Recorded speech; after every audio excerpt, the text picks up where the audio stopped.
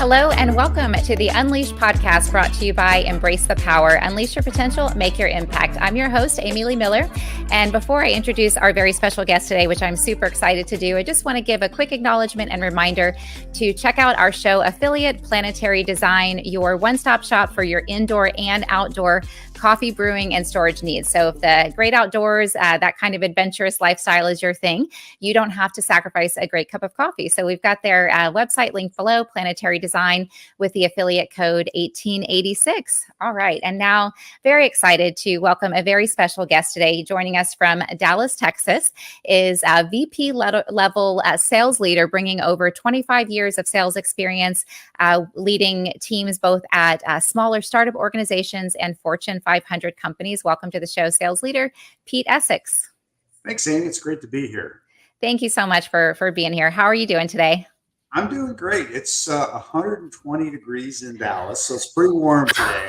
It's like oh my goodness. I've been here 20 years and I've never seen it like this before. I mean, it's like 100, but with the humidity and everything, it's like 120. There's all kind of warnings and stuff out there. But hey, it's Texas. You know, you roll. Oh my goodness. Yeah. Right. Are you from Texas originally? So you're used to that kind of heat? I am. I spent most of my life here in Texas, Houston, Dallas, Austin, El Paso. So I've been around the block in Dallas or in Texas for sure. Okay. Wow. So are you staying inside today?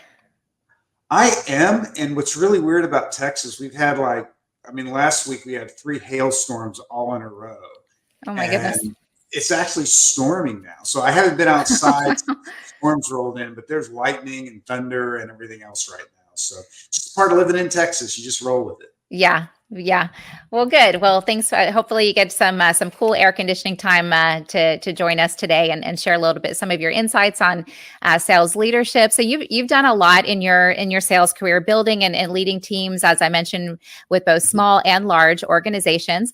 And I'm curious if you find that the hiring process is or should be different, depending on the type of organization, how long it's been around, and how big it is.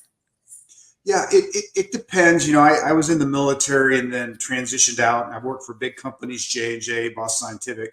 And, you know, we had our own recruiters in those bigger companies, and they have a very well-defined process. The startups and smaller companies I'm working with now, they don't have that. It's not to say that type of person couldn't work in, you know, a good sales rep couldn't work in both kinds of companies, but, you know, you've got to kind of feel that person out and get an idea of what, you know, makes them tick and what they would be happy with. And I think, you know, the resources you have in a bigger company are usually a lot more. You've got inside recruiters, you got massive budgets. Smaller companies, you know, they might not have that big a budget to hire people. You've got to find the right person that wants to be with, you know, a small, nimble, fast growing company, lots of upside, or, you know, you're with the super tanker. So it just depends. And I think what you can do is there's a lot of ways to skin a cat, but if you can, you know, bring resources together, you know, big company wise, and I have to pay that. That's kind of what I do is I have recruiting companies and people I work with and recruiting processes that I put in place that I help these smaller companies, but I take really what I've learned best from the bigger companies that are good, adapt it to the smaller companies and just modify it to where it works. Okay, that's great. Yeah, so that brings us into, I did want to ask you, of course, so you've transitioned now from working directly in a leadership role, VP sales level leadership with these large companies, and sometimes smaller companies, but now to consulting with Sales Xceleration. So I was curious, the type of organizations that you're mostly working with, small, medium, large, and what are some of the challenges that they tend to see? Do they vary depending on the type of organization, and what are some of the solutions that you help with? Sure, great question. So I've worked, like I said, for those bigger mega companies, and I worked with a company called Conceptus, and we grew it from 42 to 142 million, and we sold it to Bear for a Wow. billion too. Oh my And goodness. I kind of got the bug, working with smaller companies. So I did that towards the end of my corporate career, and just found I really liked helping smaller companies and working with smaller companies, working with owners and that type of thing. So when I transitioned to Sales Xceleration, it's been an absolute dream. I work in all kind of verticals. Most of my experience has been in healthcare. I've got some manufacturing, some HR, but I find myself working in SaaS, telecommunications. There's so many different verticals that I'm working in now, and you learn so much from every different company. And it's been a real pleasure being able to go in and bring those proven things that we do in larger companies to smaller companies. And that's what, as a fractional VP of sales, I'm able to do and help those business owners out and those CEOs out to achieve record-setting sales, really, because they don't have all the processes in place that they need to, from CRM to forecasting tools to hiring sales reps, compensation programs. So all that infrastructure is generally what I will go in, work with the business owner. And at Sales Xceleration, it's different than other consulting companies because we actually do the work. So I come in there as a fractional VP of sales, I set all this stuff up and then turn it back over to the business owner at the end of the engagement, which is, maybe 3-4 months. And then a lot of times they want me to stick around and really fine tune it. And it could be up to a year. And my goal is, at the end of that year, have everything just right where I can give it back to that business owner and have somebody trained up in the company to take my role, or hire somebody from the outside to lead that sales organization going forward. That sounds so rewarding. And that was one of my questions too, during that process where you are putting the process in place and getting everything going. Are you also training somebody so that they're ready to go once you step away? So you could either be doing that or hiring somebody to come in. Exactly. Yeah, there's a great mentoring program, and there's actually a sales leader. I'm CSL qualified, a certified sales leader, where we can do classes, weekly classes, a 16-week program where we'll train a junior person up that may not have, managed before or have very limited management experience, and take them through 16 modules of how to be a sales leader. At the end of that 16 weeks, it's pretty amazing to see that transition, and people walk away from it, employees that want to move forward. And I always think, promote from within if you can. That's great for morale. And it's really rewarding. And, it's a known entity, right? When you hire somebody from the outside, you really don't know them, but you do your due diligence. And if you do a good job, they'll do great. But, you just don't know, like, if you had somebody actually in the company that you've known for a long time, their work ethic, what makes them tick. It's pretty amazing to do that. So I can do both things. Very rewarding. And I'm glad that you brought that up, because I've been wondering about this myself, because I do recruiting, and then I also do consulting, coaching, helping hiring managers and companies improve their process. So maybe like a little fraction of what you do. I kind of just one of the elements I work on doing that myself. But in recruiting, working with leaders, I definitely appreciate when companies and hiring managers are open to internal and external candidates. Just most important to get the right person in place. But I do sometimes hear, in speaking with candidates, just at various companies, some frustrations that, maybe they were slated to be promoted, or for they don't know the reason, but the company is not hiring from within, and they're taking, they're just hiring external folks. And then that is, of course, like you shared, not the best for morale. But I'm wondering what the, I guess, unless you're looking to do a culture shift to growth or trajectory in a certain direction with the company, what do you think would be the benefits of not hiring, or promoting rather, from within? So the benefits of promoting from within, I think you're or not promoting from within, not because I'm promoting. wondering, yeah, I don't know if it's kind of controversial to talk about or not, but I'm just curious about it, why companies would decide to not look at all from within and go with external.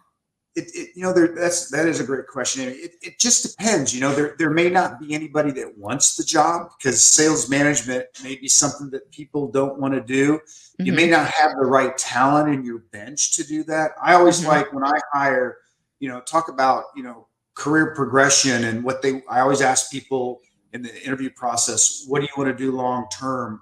Where do you see yourself in 5 years? Where would you like to be at this company? And would you like to be leading a division? Or, there's sole contributors, and there's the leaders, and they've got to have that basic leadership.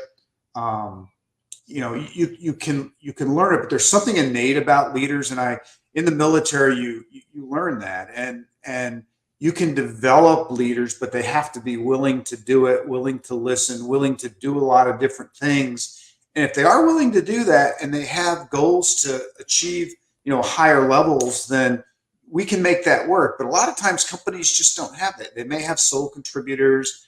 They Hmm. may have high turnover. There could be some, morale issues that need to be addressed, culture issues that be addressed. And Hmm. sometimes you Okay. can't do it within that particular company, but Uh-huh. you can hire somebody from the outside with a particular group of skill sets or a particular experience that you'll need to kind of make that transition, if Hmm. that's what that company needs, what that business owner wants to do. Okay. Yeah, that's Yeah. a great perspective. That makes a lot of sense. Do you find, or have you found in your leadership experience building teams with different companies that when that happens, when somebody's brought in from the outside and maybe somebody that wanted the position, maybe their morale is down. Do you find that sometimes people don't speak up and from inside the company and say, "Hey, I want to put my name in for this"? Do you find that, or do you find that the people that want to get promoted tend to speak up and voice what it is they're looking for? I think it depends. It's really both. I think communication is key, and open communication is key. And then, when you post a job, I think you allow internal candidates to interview. Now, they may not Hmm. get it, but at Hmm. least they have the opportunity to interview. I think that's a big check to make sure happens. And then if they don't get it, I think you sit down with them and you tell them, why you made that decision with that other candidate, because they're with the company, they're a valued employee, and just because you didn't get it one time, you got to try again, right? I mean, Yeah. it's just one decision in a company doesn't build a career, and just because you don't get it one time doesn't Hmm. mean you're not going to get it next time. I remember I was a manager. I interviewed for a director job. I didn't get it.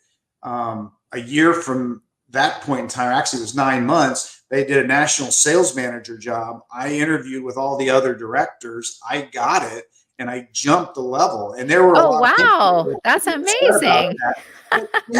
But I sat down with each of those individuals and talked to them, and I think communication really Hmm. helps in that instance. And eventually I'll move on. And if they didn't get it that time, let's put down a path for you to get to where you want to be, and put a Hmm. timeline together, training programs, all that kind of stuff, and mentor and train that person up so the next time they do get it.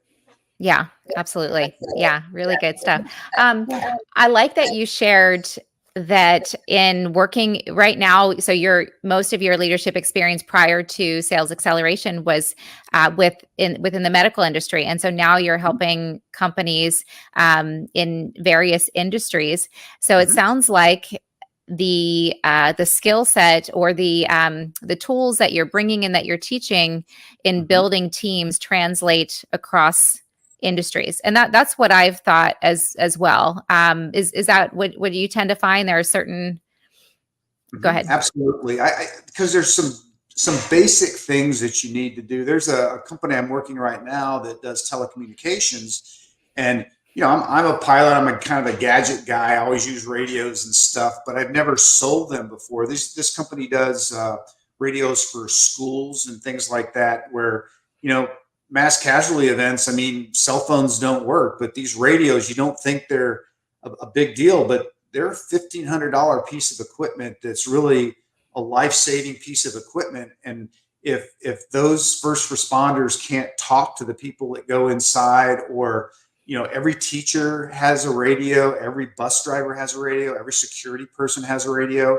And it's been fascinating learning about all those different types of things. And but there's basic premises in sales. There's your CRM, there's your sales planning, there's the sales call, there's your sales process, and all of this stuff is defined no matter what you're selling. And if you follow those, that good best practice type of things, and you have the follow-up and you send follow-up emails. I mean, a lot of times, a sale, it's not made, and it takes an average, I think it's between 8 and 11 calls before a sale is made. So those types of things, I think, apply to no matter what you're selling, whether it's a product, a service, what have you. But if you do those things and you do it consistently and you build upon it, you can be successful no matter what you're selling.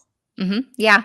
I like that you mentioned build upon, because one of the things I wanted to ask you about is I believe in, and I'm sure you do as well, that in order to overcome any challenge, achieve any goal, you have to start with a solid foundation. So I'm curious, when you are working with a new client, what's the first area of business that you're going to look at with them? Or maybe it's different depending on the client, but I'd love to hear about that. Well, the first time I sit down with a business owner, I do a lot of listening. It's kind of like, why are we here? And you hear all kind of things. My sales are decreasing. I hire sales reps. They leave constantly, constant turnover. My sales manager's my brother-in-law. He's never really sold anything in his life. My whole livelihood, my company is based on this. I love brother-in-laws, but there's a particular skill set that you're looking for. And like I said, you can learn things. People are willing to learn things, and they've got that core drive and motivation and really want to become a salesperson. I can get them to where they want to be. And you put a plan together for them, and you start them out small, build success over time. But the other thing with sales, I mean, like I love hiring people that, have sold computers and back in the day copiers, because they might get 100 or 200 no's a day knocking on doors, but brutal. Yes. They stick with it.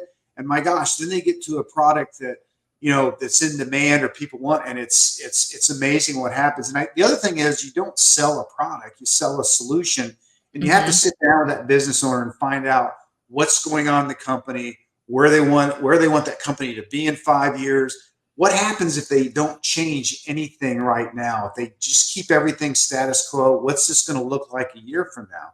So if you get them thinking about kind of outside the box, outside the status quo, and if they want me to, build a successful sales force, do you have a CRM? Well, we use a spreadsheet, or no, we've never done that before. There's one client that I was introduced to recently that he had one sales rep, pretty successful company, about $6 million, that he had one sales rep that actually passed away. He was the sales rep for 20 years. So the business owner's like, oh my God, what am I going to do? Right. So, you hire somebody like me that's fractional. I come in there, 30 years plus of sales management experience, and I can put all those things in place, plus hire the people and get them back on track. And I love hearing them. I love the visionary. I don't know if you're familiar with EOS, the Entrepreneurial Operating System. There's a book called Traction. I don't think so. There's a book called Traction by Gino Wickman. I love the EOS folks, because you've got to it's how to best run a company. And I am a big subscriber of that. You have very efficient meetings. You define your goals. You get what's called rocks, or goals, each quarter, and you have to hit them no matter what. And you've got leadership L10 meetings. So you do a meeting in 90 minutes with specific goals, and you have great outcomes, and everybody rates the meeting afterwards. So a lot of my clients are EOS customers, and I'll actually run their sales L10. And you do all those little things, and at first you may not see change, but then you kind of look back a month and you kind of see things happening. Then all of a sudden everything is right. You've got your dashboards right, your CRM right. Then all of a sudden you start seeing the metrics kind of filling in what they should be doing, the right activities. And then all of a sudden sales follow, and everybody's kind of high-fiving and stuff. But then you've got to really take that to the next level, and you've got to have that what's that going to look like a year from now, and put that infrastructure in place. And it's like building a house. You build it on rock, you can build a skyscraper. If it's built on sand, you're not going to get it. Yes, So that's all about the solid foundation, whatever the venture is. So one thing I was going to ask you is about resources that you recommend. So it sounds like the book Traction, and it's EOS. Is that the system, or ELS? Real operating system. Yep. Okay. So I was going to ask if there are specific resources that you recommend to hiring managers or to companies in assessing top talent, and what that looks like. And then also a lot of times companies in recruiting, my direction, that a lot of times what they'll be looking for is a candidate with exactly the experience of what they're going to be doing in the role, so they can have sort of a plug and play candidate. So sometimes that can be great, but then it also sometimes makes sense to go outside the box a little bit. So I'm curious your thoughts on that. If you find that the number one element to be, or trait, or metric to be looking for when you're building out your candidate profile is direct candidate experience, or if there are some other metrics that are either more important or just as important. And another great question. And one of the things I love about you, Amy, and your company and working together with you is, you spend the time to really get to know what we're looking for, and then you present great candidates, and that saves so much time. And that's something that you do that's amazing. But when I look at candidates, it's really three things I look at. It's their history. So I look at their resume, their continued, improvement, continued success. Are they President's Club winners? Have they been, reps of the year? Those types of things. And then an interview is another big part of it. So how do they present themselves? Can they handle the difficult questions? Sometimes you role play, sometimes not, but you get a feel for what that candidate's like. And then they do multiple interviews with multiple people. And then the other thing I think that's really important nowadays are these assessments that are done. We use, at Sales Xceleration, we have a variety of assessments. We'll use PST. You can use DISC. I've used DISC before. A lot of the EOS people use something called Colby, and it gives you kind of a look under the hood of how that person is wired. So I usually put those three things together, and different people interview, and then we get that team together and we discuss the candidates that have gone through, and then we make a joint decision. Because when you get a collective group of people and everybody is honed in on this one candidate, but maybe there's something we didn't see and somebody else points it out and going, yeah, right. And then, of course, you do your background checks and all that other kind of stuff and check references. So it's a process, but I think it's one of the most important things that managers, especially sales managers, do is hire, because the success of not only the company, but of that sales manager is going to be based upon the team that they hired. So you want to get that top talent and take them through that proven process, where at the end, this candidate was the best candidate that I could find, and they fit that bill perfectly. Absolutely. All good stuff that you said there. Two things really stand out to me that I want to circle back to. One is having multiple people, multiple touch points, because somebody, we're all different. So we're all going to be paying attention to and hearing and listening to and picking up on different things. One book I read, I don't have the name of the author off the top of my head, but it's Hiring Smart. So good. It's written by a psychologist who actually he passed away, unfortunately, but he went into consulting for companies where they would bring him in for, these big decision, big hires. And one of the things that he writes about in the book is gut instinct, and, having somebody as part of the interview process. They could be a leader. They could be, maybe even not in a leadership role, but somebody that has really strong intuition. I think that's so important in the interview process. And I've made a lot of great hires, recruited a lot of great hires, but there's been, a couple mistakes too. Sometimes as a recruiter, you say, okay, well, we check these boxes and this is what we're missing. Here's what we want to pay attention to. Here's why I think they would be a good fit. But then also that's why there's a process, which is the second piece of what you mentioned that I want to circle back to as well. But it's so important to pay attention to that gut instinct and to have somebody, I think, in the process that is intuitive, because if you, and I've spoken with other managers too, who have shared when they've had a bad hire, that there was a gut instinct that they not necessarily, well, I guess ignored. You see that it's there, you feel that it's there, but then you just kind of let it go. And it doesn't have to mean that no, they're not going to be the right candidate, but I think it means that you dig deeper there. That's an area that you want to dig into, maybe give an extra assignment, just there's something that you need to dig deeper on. So do you find that as well? I do. I mean, if there's doubt, I will always maybe bring another person in to, assess that person and to conduct an interview. The other thing we don't do as much anymore, but we used to do is if you bring a rep into, or a potential rep into a company, is you actually put them in the field for a day with another rep and really see how they interact with candidates, because that's kind of that's the environment they work in. If they're uncomfortable, like with medical, I've hired folks before in medical that they say they've done it before, but then they get in and they can't talk to doctors. And that's kind of that was like, that's person's probably not the right person. There was an ex-football player that we hired once, and he said, no problem in the OR, no problem with blood. And as soon as the surgeon, the person passed out. The nurse pushed him against the wall, and the doctor. Oh my goodness.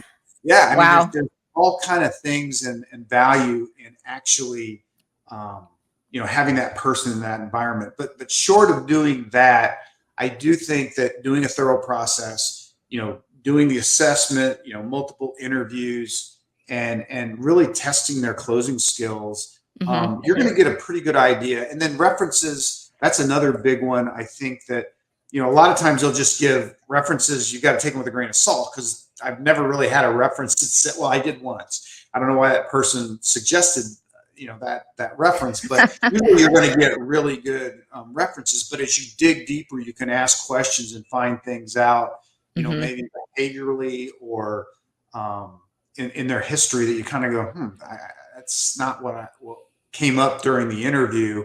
And as long as you ask the questions and you listen and dig deeper and find, kind of what's, I use under the hood a lot, find what's under the hood, you can kind of, glean a lot of good information from that. But I do agree with you that you put all that together, it's kind of a gut feeling, but then you've got your metrics, your minimum, and then ultimately you make that decision, you make that offer.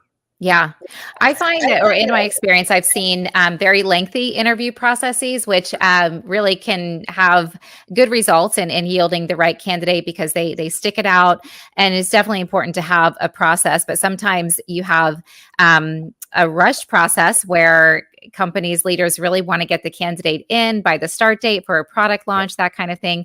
Sometimes it works out, but other times, you end up with high turnover a year later. So I agree with you. Process is so important. Do you, I want to circle back to company culture and two sides to that. I think it's so important to have established and be able to articulate, from the leader, the CEO down, this is the culture that we're creating. This is why we're creating it, so that leaders can tell that story, so that each leader from CEO to VP to RD to district manager, so that when they're talking with their potential candidates, they can articulate the story of the company and the culture, so that whatever story we tell, that's what we're going to attract. And if that's muddy or wrong, you're going to attract the wrong talent. And then you have a problem once they accept the offer. So I'm curious if the story of the culture and articulating that is part of what you consult on with Sales Xceleration, and in the past too, in your other leadership roles. Yeah. Another great question. I think that culture is absolutely everything. I worked for a big company where our turnover was probably 50%, 49% when they hired me. When I left, it was probably less than 5%. But wow, good job. That's amazing. Yeah, and that was a big, will remain unnamed company. And, we had 160 reps in the field. It was just, there was such a disconnect to your, the point of your question. But I do, with the smaller companies I work with now, I think it's important for the CEO to be involved. And if they don't want to be, that's fine too. But then I'm going to really understand what that culture is all about. But like, there's another company I'm working with right now that the CEO wants to be involved. And CEOs, sometimes they're good interviewers, sometimes they're not. Mm-hmm. Salespeople, they may understand them, they may not. But one of the things they do well is they're the visionary and they know where that company wants to go and they set the tone for the company. And I Mm-hmm. think it's so important for, especially with a smaller company, for the sales reps to sit down, the candidates to sit down with that CEO, get an idea of what that culture's like, what Yeah. that vision is like, what that day to day is going to be like, and how fast it's going to be changing. I mean, a lot of big companies, you go in and there's no change day after day after day. A lot of small companies, it's changing. Every day is different. It's Mm-hmm. exciting. You got to have that right person, and it's got to be a cultural fit. If somebody goes in, they think they're going to do X, and all of a sudden they're doing Y, and all these other things happen, and they're cool with it, and they can like ebb and flow. It's probably a good Mm-hmm. fit. But if change is something that they're not comfortable with, and they're with a small company that's constantly changing, it's probably Mm-hmm. not a great fit for them. And culturally, it's really not going to work over the long term, probably at the short term. Yeah, absolutely. I've seen that a lot too. And I think Yeah. it's just as important for the candidate. A lot of times I hear this from candidates say, and it's normal, it's human nature. We want to be wanted, so we want to move forward in the interview process. But do we really, take a step back and try to ask the questions that you need to know as a candidate about the company, about the culture, so that you can really envision yourself in the day in the life and understand if that's a place that you want to be, because otherwise you're going to find yourself uncomfortable and looking again in 6 months, and that's going to be very disruptive to professional and personal life. So I always ask that question in my interviews. Is I give the candidate a chance to ask questions, and the way I state it is, as much as we're looking for the right candidate, you need to be looking for the right company, and I really take note on what kind of questions they're asking, and that tells me a lot how that candidate thinks and how they're going to fit in, yes. potentially with the company. So I think Yeah. that's a really important question to ask, and Hmm. let them talk and see which direction they take it once you give them kind of the reins, and let them kind of get creative and ask the question. Yes, some candidates, they don't ask any questions, and that can be telling as well. Yeah. Big red flag. The Yeah. types, the questions, and well, asking questions, having good questions, but also what you ask, the type of questions is very telling and very important in the interview process on the part of the candidate. It shows confidence. If you're confident and you believe in yourself that you're going to find the right opportunity, you're not afraid to ask the questions that you need to know. And are you your ability to ask good questions, I feel demonstrates your ability to prioritize. If you're asking a question, about training and benefits before you understand what's the day in the life, these are not very, very good questions. So what's one piece of advice you would have for maybe two for new managers who are new to leadership and have not yet gone through a hiring process, but then also for a hiring manager who's maybe seasoned but has had some bad hires? And when that happens, I feel like you have a confidence hit and you have some fear, and that can then impact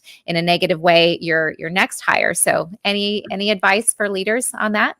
Yeah, so for new managers that are just starting, and I do this with business owners and leaders in the smaller companies, is there's a list of questions that you can ask, and it helps guide them where they're not going kind of off script. There's questions that are designed to find out how that candidate handles adversity, how that candidate handles pressure, the thought Mm-hmm. process. So there's specific questions you can ask. And then there's a rating form at the end of the packet that I usually share. You ask about resources that I share with businesses. So I usually hand that out. So usually they'll use it and they'll adapt it and they'll use it throughout the company, which is fantastic. It really does help, solidify that process. And with Right. new managers, I think what I like to do is maybe do joint interviews. I've done this in corporate a lot, where I'll sit in on the interview. I'll,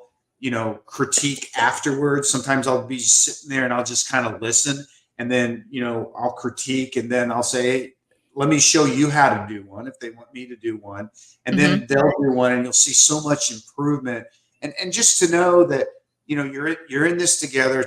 Let them know it's an extremely important decision, and they're not in it alone. I'm here to help them make the right decision. There's a lot of things that weigh into it. Don't get intimidated. And the more you do it, the better off you're going to be at it. So that's for a new manager. For an existing manager, all of us that recruit and hire, you're going to have a bad hire. and if somebody has that, then you work with HR and you try to get that person adjusted, or maybe in a different job, or maybe you might have to take another path. But just know that you need to learn from that experience. It's so important in what you do, and maybe you could tweak the process a little bit along the way. Maybe involve another person. Maybe do a different assessment. Maybe ask a few more different questions. Maybe just take a day to kind of think about it and put it through your algorithm. So at the end you say, yes, that's the person I want. Because a lot of times with hiring, you hire in your own image. And that's a mistake that a lot of managers make, both new and seasoned.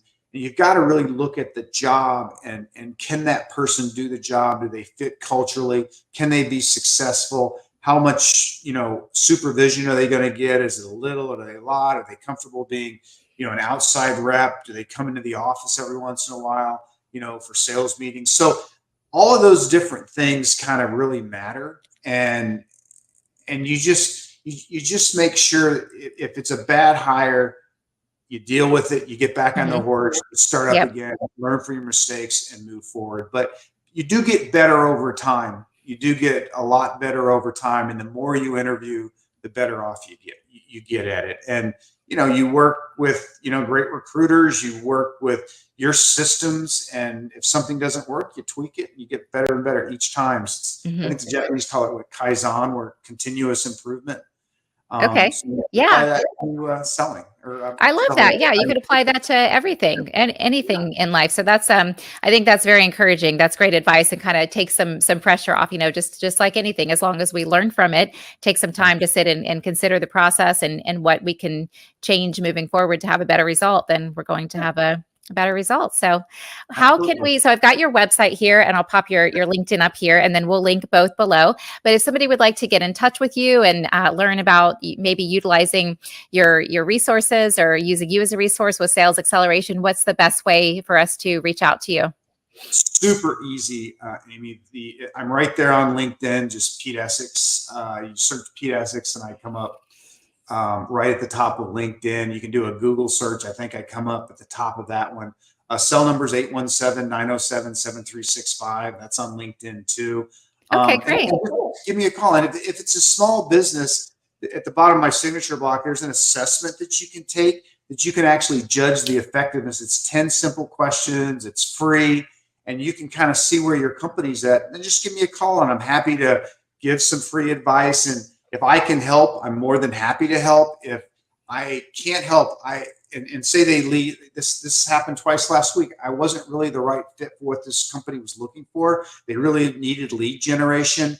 And with Sales Xceleration, I have so many, partners, productivity partners that I can refer to that can help with lead gen, or can help with, CRM implementation. I can do that myself, but if there's something bigger that needs to happen, and there's just a plethora of different things I can do to help introduce, businesses to help with that. But yeah, I'm more than willing to help, and I get so much satisfaction out of that, and seeing things turn around. I love getting phone calls from reps and CEOs and talk about how good things are going. From the past that I've worked with in the past. I love that. Absolutely love it. I can see that you do. And I have no doubt that you're a great resource too. Well, with all of your experience, and you've made quite an impact, I'm sure, on all of the leaders and teams that you've built out. And now you get to continue that with the businesses that you're consulting for. So great to have you here. Thank you so much for taking time to come on the show and share some of your insights. Hopefully it was helpful to hiring managers out there, as well as candidates, maybe even CEOs of companies. So yeah, really appreciate you, Pete. Yeah, it was great to see you, Amy. Thank you so much for having me on. Absolutely. And thank you so much to our listeners. Really appreciate you guys. If you are a hiring manager and you are looking to improve your hiring process and want to steal some tips, I recommend my book, Ready, Set, Recruit, The Hiring Manager's Guide to Recruiting with Confidence. It's available on Amazon. And definitely follow us on, subscribe to Embrace the Power here. Come back for more inspirational interviews. And until next time, stay curious.